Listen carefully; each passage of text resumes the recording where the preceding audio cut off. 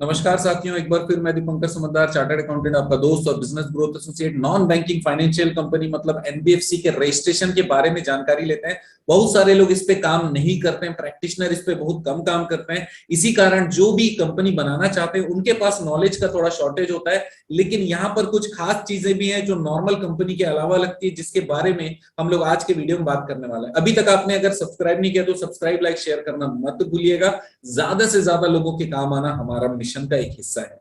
तो दोस्तों, देखते हैं कि कैसे रजिस्ट्रेशन और रजिस्ट्रेशन से रिलेटेड पॉइंट्स हमारा हेल्प कर सकते हैं। तो एनबीएफसी रजिस्ट्रेशन के बारे में हम लोग आगे बढ़ते हैं। एनबीएफसी क्या होता है? एक फाइनेंशियल इंस्टीट्यूशन होता है जो कि बैंकिंग के जैसा सर्विसेज ऑफर करता है, खाली उसको बैंक वर्ड यूज नहीं कर सकते, इसीलिए वो नॉन बैंकिंग है। क्योंकि बैंक जहां पर रहेगा वहां पर करंट अकाउंट जरूर यूज करने की बात होती है, इसीलिए उसको नॉन बैंकिंग फाइनेंशियल इंस्टीट्यूशन या फिर नॉन बैंकिंग फाइनेंशियल कंपनी कहा जाता है। इन non banking institution has the principal business of receiving deposits. ये डिपॉजिट्स तभी है जब आप उस कैटेगरी में आते हो जब आप डिपॉजिट रिसीव कर रहे हो। अगर आप नॉन डिपॉजिट रिसीविंग कैटेगरी में होगे तो आपको डिपॉजिट रिसीव करने का अधिकार नहीं है। और मैं आपको बता दूं कि अभी डिपॉजिट वाली एनबीएफसी नहीं बन रही है, इसलिए उसके कारण मेहनत बिल्कुल मत करिएगा। डॉक्यूमेंट्स क्या क्या लगते हैं रजिस्ट्रेशन में, बहुत ज्यादा इंपॉर्टेंट है, ध्यान से सुनिएगा। सबसे पहला है KYC of share holders and directors. जितने भी शेयर होल्डर और डायरेक्टर है उनका केवाईसी मतलब नो योर कस्टमर के सारे डॉक्यूमेंट, उनके आधार कार्ड, पैन कार्ड, अगर पासपोर्ट है तो पासपोर्ट की कॉपी जरूर दीजिए।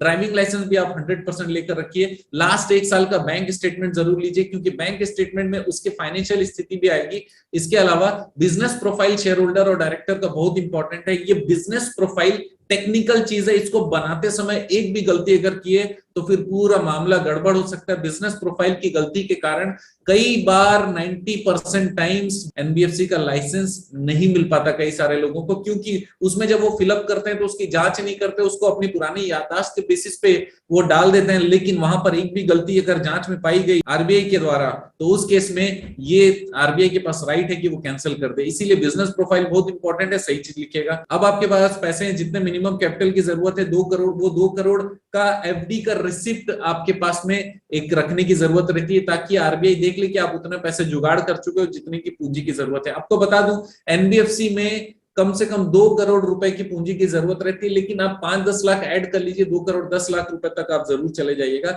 बैंकर्स का रिपोर्ट या सर्टिफाइड रिपोर्ट होना चाहिए जिसमें लिखा रहे कि हाँ भाई बैंक खाते में इतना पैसा जमा कर दिया। लेकिन इससे पहले मैं आपको एक चीज बता दूं कि आपको सबसे पहले कंपनी बनाना पड़ेगा, जिसको मिनिस्ट्री ऑफ कॉर्पोरेट अफेयर से आपको उसके सर्टिफिकेट मिलेगी। उसके बाद ही आप आरबीआई के प्रोसेस में जाएंगे, उससे पहले नहीं जा सकते। वीडियो में ये सबसे इंपॉर्टेंट चीज है ध्यान रखने के लिए, क्योंकि जब आप कंपनी बनेगी तभी बैंक अकाउंट खुलेगा, तभी आप उसमें पैसे डाल पाओगे, तभी आप बैंकर्स का सर्टिफिकेट भी दे पाओगे। तो नेटवर्थ सर्टिफिकेट जितने डायरेक्टर्स हैं उनका देना जरूरी है, क्योंकि वो डायरेक्टर का अगर नेटवर्थ उतना है ही नहीं जितना आप 2 करोड़ से ऊपर दिखा रहे हो तो फिर वैसे भी रिजेक्ट होने वाला है।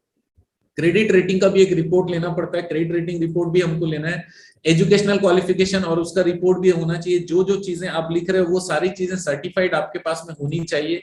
एक्सपीरियंस के सर्टिफिकेट, अगर आपने कहीं पे काम किया है तो उसका एक्सपीरियंस सर्टिफिकेट भी होना चाहिए। आपको एक इंपॉर्टेंट चीज बता दूं कि बैंकिंग एक्सपीरियंस वाला भी एक कैंडिडेट हमारे डायरेक्टर बॉडी में होना चाहिए, जिसको बैंकिंग और फाइनेंस का बहुत अच्छा नॉलेज हो, इसीलिए एक्सपीरियंस सर्टिफिकेट की बात हो रही है। रिलेटेड पार्टी डिस्क्लोजर ये करना है कि जितने भी डायरेक्टर्स हैं उनका आपस में क्या संबंध है, ये चीज। और बिजनेस प्लान 3 से 5 साल में आप कैसे व्यापार करने वाले हो, ये बिजनेस प्लान भी आपको देना पड़ेगा, जो कि बहुत इंपॉर्टेंट है। अब आते हैं दोस्तों प्रोसीजर पे। प्रोसीजर देखिए कैसे होगा। सबसे पहले हम लोग को इनकॉर्पोरेशन के लिए अप्लाई करना पड़ेगा कंपनी का, राइट। उसके बाद ये इनकॉर्पोरेशन होने के बाद में कॉस्मोस एक एप्लीकेशन ऑनलाइन फाइलिंग करने का पोर्टल है, आरबीआई के द्वारा दिया गया। इसमें हम लोग को फाइलिंग करना पड़ेगा, उसमें कंपनी रजिस्ट्रेशन चूज करना पड़ेगा, फॉर्म को डाउनलोड करना पड़ेगा, फॉर्म को फिल करना पड़ेगा। जैसे आप फाइलिंग करेंगे फॉर्म का, उसके बाद एक CARN नंबर एलोकेट होगा कंपनी को। फिर submission of application to regional office. Regional office में भी हम लोग को एप्लीकेशन और डॉक्यूमेंट जमा करने पड़ेंगे। आरबीआई की तरफ से पूरी स्क्रूटिनी होने वाली है, और अगर वो सेटिस्फाइड रहे सारे क्वेरीज देते देते और आप उसका सॉल्यूशन करते करते उनको सेटिस्फाई कर पाए, तो लास्ट में आपको लाइसेंस इशू होने वाला है। ये आपका कंप्लीट प्रोसीजर है, राइट। तो सबसे पहले एनबीएफसी का, सबसे पहले कंपनी का जब रजिस्ट्रेशन कराएंगे तो मिनिस्ट्री ऑफ कॉर्पोरेट अफेयर का फीस आपको जमा करना पड़ेगा। एमओए एओए जो आप फाइल करते हो उसकी फीस भी जमा करनी पड़ती है। और इसके अलावा स्पाइस जो हम लोग फाइल करेंगे कंपनी फॉर्मेशन के लिए, वहां पर भी फीस जमा करनी पड़ेगी। उसके बाद रन फाइल करेंगे और डीन भी साथ में चला जाएगा एमसीए में, और डिजिटल सिग्नेचर लगाकर हम लोग फाइलिंग कर देंगे। कोई भी एडिशनल फीस अगर लगाना होगा एप्लीकेशन में तो वो आएगा, राइट। तो इतना जो प्रोसेस है ये मैंने शॉर्टकट में आप लोगों को बताया है, लेकिन इसमें इंपॉर्टेंट चीजें मैंने कवर की है जिसको आप एक और बार चेक कर सकते हो। और एनबीएफसी अगर आपको बनाना है तो उससे रिलेटेड भी अगर आपको कोई मदद की जरूरत होगी तो आप जरूर करिएगा। कंक्लूजन ये है कि हम लोगों को एनबीएफसी खोलते समय थोड़ा सा मार्केट रिसर्च करने की जरूरत है। मार्केट रिसर्च के साथ में जो कंप्लायंसेस है वो कंप्लायंसेस की पूरी जानकारी होनी चाहिए। पहले से जो बिजनेस प्लान 3 से 5 साल का बनेगा जो आरबीआई में कॉस्मोस में जमा करेंगे वो बहुत इंपॉर्टेंट है। उसको केवल पेपर वर्क के हिसाब से मत समझिएगा, उसको एक्चुअली इंप्लीमेंटेशन के हिसाब से हमको सोचना पड़ेगा।